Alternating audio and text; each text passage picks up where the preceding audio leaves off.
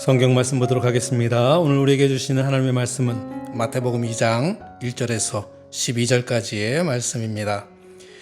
헤로드 왕 때에 예수께서 유대 베들레헴에서 나심에 동방으로부터 박사들이 예루살렘에 이르러 말하되 유대인의 왕으로 나시니가 어디 계시냐? 우리가 동방에서 그의 별을 보고 그에게 경배하러 왔노라 하니 헤로드 왕과 온 예루살렘이 듣고 소동한지라. 왕이 모든 대제사장과 백성의 서기관들을 모아 그리스도가 어디서 나겠느냐 물으니 이르되 유대 베들레헴이오니 이는 선지자로 이렇게 기록된 바 또 유대 땅 베들레헴아 너는 유대 고을 중에서 가장 작지 아니하도다. 내게서 한 다스리는 자가 나와서 내 백성 이스라엘의 목자가 되리라 하였음이니이다.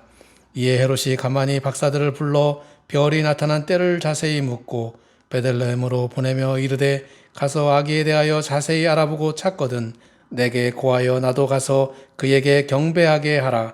박사들이 왕의 말을 듣고 갈새 동방에서 보던 그 별이 문득 앞서 인도하여 가다가 아기가 있는 곳 위에 머물러 서 있는지라. 그들이 별을 보고 매우 크게 기뻐하더라. 집에 들어가 아기와 그의 어머니 마리아가 함께 있는 것을 보고 엎드려 아기께 경배하고 보배압을 열어 황금과 유향과 모략을 예물로 드리니라. 그들은 꿈에 헤로데게로 돌아가지 말라 지시함을 받아 다른 길로 고국에 돌아가니라. 아멘. 할렐루야. 주님의 은혜와 평강이 저와 여러분의 삶 가운데 늘 충만하시기를 주님의 이름으로 축원합니다. 올해는 코로나19로 1년 내내 그야말로 사는 게 아니다 라는 말을 입에 달고 살 정도로 참으로 힘든 한 해를 보냈습니다.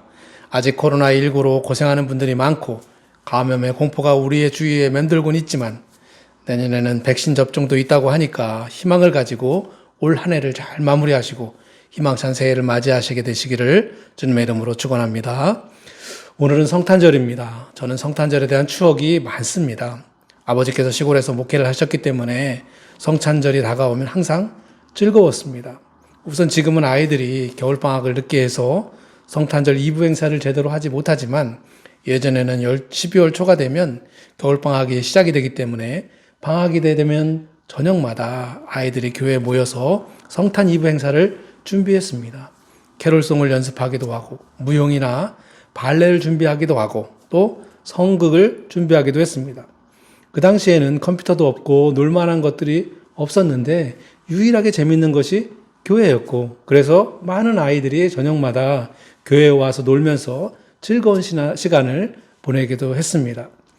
성탄절 2부 행사를 마치면 각 부서별로 모여서 윷놀이도 하고 또 재밌게 게임도 하고 또 각자 선물을 마련해서 그 선물 교환도 하면서 재미있게 밤을 지내다가 새벽이 되면 떡국을 맛있게 먹고 새벽송을 돌러 나갔습니다. 집집마다 다니면서 고요한 밤 거룩한 밤 저들 밖에 한밤중에 이런 찬양을 부르면서 예수님의 탄생 소식을 알렸고 그러면 각 가정마다 미리 준비한 과자나 과일 등을 이렇게 주죠. 그러면 그거를 받아서 모아서 교회에 오면 그것을 다시 재포장해서 교회 학교 어린이들에게 선물로 나눠주기도 하고 주위에 고생하는 그런 관공서나 고아원, 양로원 등에 보내면서 성탄의 기쁨을 함께 나누곤 했었습니다. 근데 요즘은 이런 것들을 할 수가 없습니다. 아이들이 방학을 늦게 하기도 하지만 아이들이 학원을 다니느라 공부하느라 또 성탄절 행사를 준비할 수가 없는 거예요. 또한 새벽성을 돌지 못하도록 민원을 넣어서 지금은 할 수가 없습니다. 올해는 특별히 코로나19로 성탄절 예배조차도 이렇게 비대면으로 드려야 하는 그런 안타까운 상황에 처해 있습니다. 그러고 보면 지금의 성탄절은 저 같은 좋은 추억을 가지고 있는 사람에게는 참 재미없게 바뀌었다 그렇게 생각이 되어집니다. 이렇게 바뀐 것은 그만큼 우리 사회가 바쁘게 돌아가고 또 서로 경쟁하고 또 살기가 각박하다 보니까 그런 것이 아닌가 생각됩니다. 바라기는 조금 여유 있게 그리고 경쟁이 아니라 서로 좀 도와가면서 좀 살만한 세상이 되어서 다시 옛날에 그런 멋진 추억들을 가질 수 있게 됐으면 참 좋겠다 하는 그런 생각을 해보게 됩니다. 근데 사실 성탄절은 이런 어떤 외적인 추억도 중요하지만 그러나 제일 중요한 것은 예수님의 탄생을 축하하고 그 기쁨을 함께 나누는 것일 것입니다. 인류 역사상 하나님께서 인류에게 주신 가장 귀한, 가장 위대한 선물은 바로 예수님입니다. 우리는 그 귀한 선물을 받은 그런 사람들이기 때문에 이 날을 기뻐하면서 감사한 마음을 가지고 사는 하루가 되어야 될 줄로 믿습니다. 오늘 봉독한 마태복음에 등장하는 예수님의 탄생 이야기를 보면 예수님 탄생 당시에 세 종류의 사람이 등장하고 있습니다. 이들이 예수님을 어떻게 영접했는지를 통해서 우리에게 새로운 교훈을 주고 있습니다. 오늘 이 세 종류의 사람을 살펴보고 함께 은혜를 나눠보고자 합니다. 첫 번째 등장하는 사람은 바로 동방 박사들입니다. 동방에서 온 박사들은 왕의 탄생을 알리는 별을 보고 새 왕께 경배하기 위해서 동방으로부터 예루살렘까지 왔습니다. 동방 박사들은 몇 명이었을까요? 우리는 3명이라고 알고 있지만 그러나 확실하지 않습니다. 그들이 아기 예수님께 3가지 예물을 드렸다고 했기 때문에 각각 하나씩 드린 것으로 이해하지만 그들이 3명이었는지는 확실하지 않습니다. 기록에도 나와 있지 않기 때문에 그들은 동방에서 별을 연구하고 살피는 그런 사람들이었는데 민수기 24장 17절의 예언을 기억하고 있는 사람들이었습니다. 내가 그를 보아도 이때의 일이 아니며 내가 그를 바라보아도 가까운 일이 아니로다. 한 별이 야곱에게서 나오며 한 규가 이스라엘에게서 일어나서. 이 예언을 믿고 있었던 박사들은 새로운 별을 발견하고 왕이 탄생할 징조로 여겼습니다. 그래서 그들은 그 별을 따라 예루살렘으로 온 것입니다. 그러나 그들이 예루살렘까지 먼 길을 여행하면서 줄곧 별의 인도를 받은 것은 아닙니다. 박사들이 예루살렘에 도착했을 때 그들은 별의 인도를 받지 못했습니다. 그래서 예루살렘에서 유대인의 왕으로 나신 이가 어디에 있느냐? 우리가 동방에서 그의 별을 보고 그에게 경배하러 왔노라 하고 물었던 거죠. 동방 박사들은 그래서 헤롯을 만났고 바리새인들과 서기관들은 메시아가 태어날 곳이 베들레헴이라고 하는 예언을 말해주자 그것으로 떠나면서 헤롯에게 아기를 만나게 되면 알려주겠다 그렇게 말하고 베들레헴으로 갈 때 다시 그들 앞에 별이 다시 나타난 겁니다. 그래서 그들은 크게 기뻐했다고 그렇게 기록하고 있습니다. 박사들이 왕의 말을 듣고 갈새 동방에서 보던 그 별이 문득 앞서 인도하여 가다가 아기 있는 곳 위에 머물러 서 있는지라 그들이 별을 보고 매우 크게 기뻐하더라. 박사들은 별이 인도하는 곳, 즉 베들레헴에서 아기 예수를 만나 경배하고 황금과 유향과 모략을 예물로 드리고 꿈에 헤롯에게 돌아가지 말라는 지시함을 받고 다른 길로 돌아서 고국으로 돌아갔습니다. 이처럼 동방 박사들은 영적으로 민감한 사람들이었습니다. 우리도 영적으로 민감해야 합니다. 계속 관심을 가지고 있어야 그것을 얻을 수가 있는 거예요. 저는 옆에 산삼이 있어도 잘 모릅니다. 그러니까 저 같은 사람에게는 옆에 산삼밭이 있어도 아무 소용이 없어요. 그렇지만 만약에 산삼을 잘 아는 사람에게는 그야말로 신받다를 외칠 수 있는 겁니다. 우리는 영적으로 민감해서 구원받는 일에 우리의 온 관심과 신경을 집중해서 살아야 할 줄로 믿습니다. 동방 박사들은 헤롯에게 가서 아기의 위치를 알려주면 헤롯이 무슨 상을 줄지도 모르지만 그러나 박사들은 그런 것에 욕심을 내지 않고 고국으로 돌아갔습니다. 은혜 받는 자의 비결은 사사로운 것에 관심을 갖거나 욕심을 내지 않는 것입니다. 그런 것들은 은혜 받는 일에 방해만 될 뿐이에요. 우리 모두 은혜 받는 일에만 열심을 내는 성도들이 되시기를 주님의 이름으로 축원합니다. 두 번째로 등장하는 인물은 바로 헤롯 왕입니다.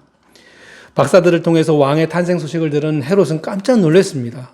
헤롯은 유대인이 아니라 사실 에돔 족속 출신이었기 때문에 유대 지역의 왕이 되기 위해서 로마 황제에게 잘 보이려고 그동안 많은 노력을 해온 사람이었습니다. 그런데 자기를 두고 다른 왕이 태어났다고 하니까 얼마나 당황스러웠겠습니까? 요즘 유행하는 말로 그야말로 멘붕이 찾아왔습니다. 그렇지만 헤롯은 노련한 정치인답게 사태를 수습하려고 했습니다. 우선 평소에 관계는 좋지 않았지만 대제사장들과 서기관들을 불러 모아서 그리스도의 탄생에 대해서 물어보았습니다. 왕이 모든 대제사장과 백성의 서기관들을 모아 그리스도가 어디서 나겠느냐 물으니, 그런데 동방 박사들은 유대인의 왕으로 나신 이가 어디 계시냐 이렇게 물었는데 헤롯은 그리스도가 어디서 나겠느냐 하고 지금 이렇게 물어보고 있습니다. 이 말을 잘 보면 헤롯도 평소에 메시아 예언에 대해서 상당한 관심과 그리고 식견을 가지고 있었다라는 것을 알 수가 있습니다. 서기관들로부터 메시아는 베들레헴에서 탄생할 것이라는 그런 대답을 들은 헤롯은 박사들을 베들레헴으로 보내면서 아기를 찾으면 자기도 찾아가 경배할 테니까 꼭 알려달라고 그렇게 부탁을 했습니다. 그러나 자기도 경배하게 해달라고 하는 말이 사실은 아기를 죽이려고 하는 속임수였다는 것이 이제 16절에 보면 알 수 있죠. 이에 헤롯이 박사들에게 속은 줄 알고 심히 노하여 사람을 보내어 베들레헴과 그 모든 지경 안에 있는 사내의 아이를 박사들에게 자세히 알아본 그때를 기준으로 해서 2살부터 그 아래로 다 죽이니. 오늘날에도 헤롯 왕처럼 하나님의 역사에 대해서 대적하는 사람들이 있습니다. 내가 가진 지위와 권력, 인기를 잃을까 두려워서 하나님께서 하시는 일을 방해하려는 사람들이 있어요. 그러나 그들이 아무리 교회를 허물려고 해도 교회는 더욱 강하게 될 줄로 믿습니다. 왜냐하면 주님의 몸된 교회이기 때문에, 주님께서 역사하시기 때문에 그 어떤 사탄의 공격에도 더욱 든든하게 서갈 줄로 믿습니다. 세 번째로 등장하는 인물은 바로 대제사장과 서기관들입니다. 대제사장과 서기관들은 유대 종교의 최고 지도자들이죠. 그들은 그리스도가 어디서 나겠느냐라는 헤롯 대왕의 질문을 받고 망설임도 없이 미가서 5장 2절에 예언을 제시하면서 메시아는 베들레헴에서 탄생한다라고 알려주었습니다. 이르되 유대 베들레헴에 오니 이는 선지자로 이렇게 기록된 바 또 유대 땅 베들레헴아 너는 유대 고을 중에서 가장 작지 아니하도다. 댁에서 한 다스리는 자가 나와서 내 백성 이스라엘의 목자가 되리라 하였음이니이다. 그들은 묻자마자 대답할 정도로 율법 연구의 전문가들이었습니다. 메시아가 어디서 날 것임을 잘 알고 있었습니다. 바로 유대 베들레헴이라는 것입니다. 그런데 황당한 것은 이 대제사장과 서기관들은 그렇게 말해놓고는 아무런 반응이나 움직임도 없었다는 것입니다. 율법에 명백히 계시던 그 메시아가 탄생했는데 율법 전문가인 서기관들과 종교 지도자들인 대제사장들은 헤롯보다도 더 관심이 없습니다. 이 사람들은 자신들의 현실적인 지위와 욕망, 권력을 유지하는 데 급급한 나머지 말씀은 알되 믿지 못하고 실천하지 않고 가벼이 여기는 그런 어리석음을 범하고 만 것입니다. 오늘날 우리도 그렇습니다. 하나님의 말씀을 아는데 이를 실천하지 않는 것입니다. 내 이웃을 내 몸처럼 사랑하라고 했는데 그 말씀은 아는데 실천하지 않는 것입니다. 당시의 대제사장과 서기관과 같은 태도입니다. 바라기는 하나님의 말씀대로 실천하는 삶을 사시기를 축원합니다.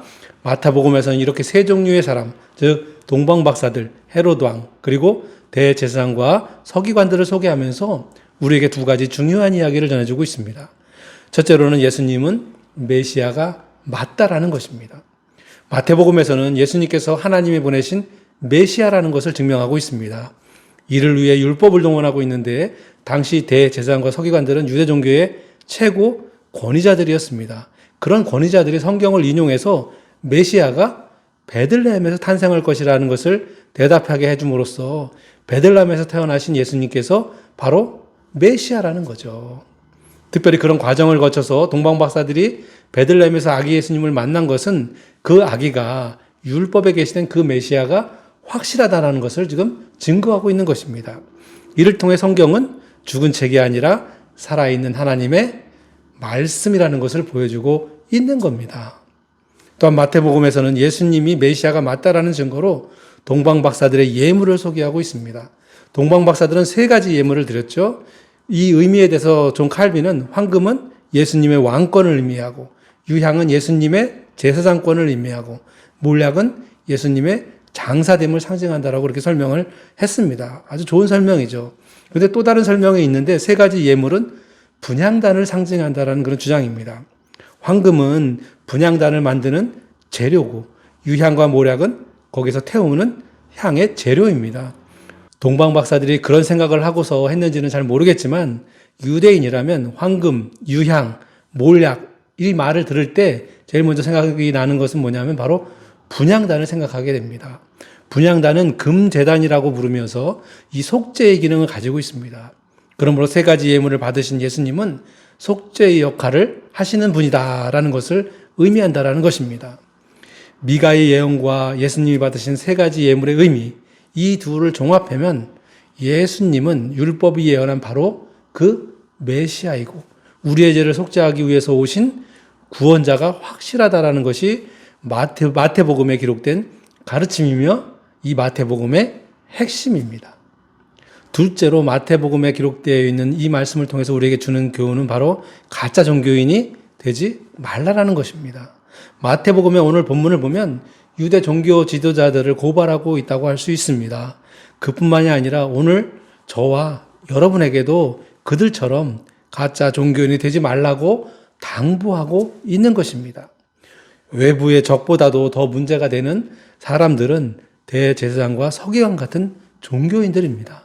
그들은 선지자의 기록을 단지 학문 연구의 대상으로만 취급을 했습니다. 그들은 살아계신 하나님의 말씀을 박제처럼 취급했어요.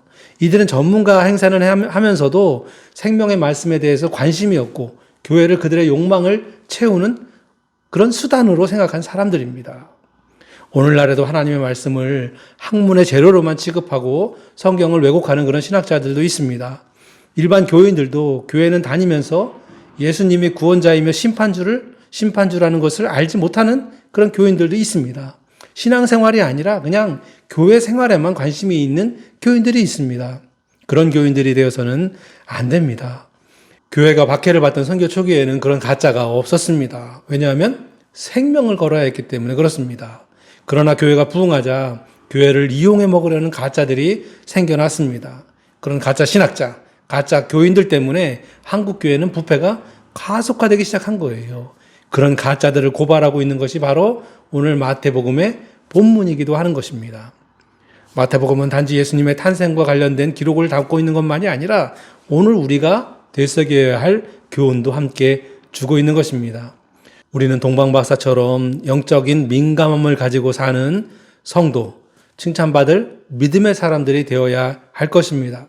동방박사들이 칭찬받을 만한 이유가 있었습니다. 첫째로 그들은 예수님께 경배하려고 많은 시간을 투자해서 동방에서부터 찾아왔습니다. 먼 길이기 때문에 힘들고 고단한 길이었겠지만 그것이 영광의 길이고 축복의 길이기에 힘든 것을 마다하지 않고 그 먼 길을 걸어서 찾아왔습니다. 그래서 그들은 아기 예수님께 경배한 특별한 사람들이 된 것입니다. 우리도 주님을 만나는 일에 우리의 정성과 시간을 쏟아야 할 줄로 믿습니다. 주님을 만나는 예배 시간에 정성껏 참여해야 합니다. 주님을 만나기 위해 말씀을 읽는 데 열심을 내야 합니다. 주님을 만나는 통로인 기도로 주님을 만나는 일에 열심을 다해야 합니다. 동방박사가 그 험한 길을 마다 않고 찾아왔던 것처럼 우리는 우리의 최선을 다해서 주님을 만나는 일에 최선을 다해야 할 줄로 믿습니다. 둘째로는 왕이신 예수님께 헌신하기 위해서 그들은 그들의 보배압을 열어서 예물을 드렸습니다. 그들은 미리 경배하기 위한 예물을 준비해 왔습니다. 그냥 근처에 와서 예물을 준비한 것이 아니라 처음 출발할 때부터 그에 합당한 예물을 준비한 것입니다. 우리도 예수님께 우리의 합당한 예물을 드려야 할 줄로 믿습니다. 우리의 죄를 위해 죽으실 예수님의 사역에 합당한 예물인 황금과 유황과 모략을 드렸던 동방박사들처럼 우리도 주님의 사역을 위한 합당한 예물을 준비해 하나님께 드려야 할 줄로 믿습니다. 셋째로는 박사들은 하나님의 음성에 민감하고 순종했습니다. 늘 들을 준비를 하고 사는 사람들이 음성을 듣는 것입니다. 우리도 영적으로 깨어 있어서 우리를 향한 하나님의 음성을 듣고 그 명령에 순종하는 삶을 사는 저와 여러분이 되시기를 주님의 이름으로 축원합니다. 이와 같이 믿음으로 반응하는 성도가 예수님의 참된 백성입니다. 그런 성도가 동방박사들처럼 예수님께서 탄생하셨을 때에 경배할 수 있는 자격이 있는 사람들입니다. 우리 모두 믿음으로 순종하고 믿음으로 행동하는 성도들이 되시기를 축원합니다. 올해 성탄절은 주님을 만나는 일에 시간을 헌신하고 물질을 헌신하고 은밀히 기도함으로 동방박사와 같이 아기 예수님을 경배하는 자격이 있는 그런 성도들이 되시기를 주님의 이름으로 축원합니다. 기도하겠습니다. 하늘에는 영광이요 이 땅에는 평화를 주신 주님, 오늘 성탄의 기쁨을 저희들에게 허락하시고 온 땅의 고통과 아픔, 전쟁이 없는 평화를 허락하여 주시옵소서. 예수 그리스도의 이름으로 기도드리옵나이다. 아멘.